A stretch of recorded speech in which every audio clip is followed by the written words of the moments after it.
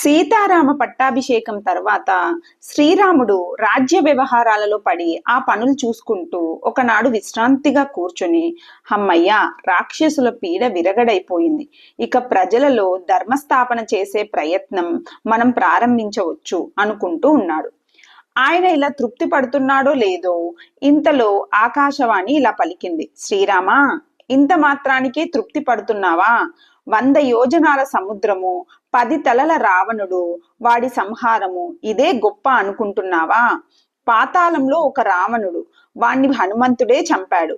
భూలోకంలో పిచ్చుక వంటి మరో రావణుడు, వాణ్ణి నువ్వే చంపావు. కానీ ఆకాశంలో వీళ్ళిద్దరికన్నా 100 రెట్లు బలం గల శతకంఠ రావణుడు ఉన్నాడు. భూమికి స్వర్గానికి మధ్యన ఆకాశంలో 7 సముద్రాలు ఉన్నాయి. వాటిలో 1000 యోజనాల తర్వాత శతకంఠ లంకా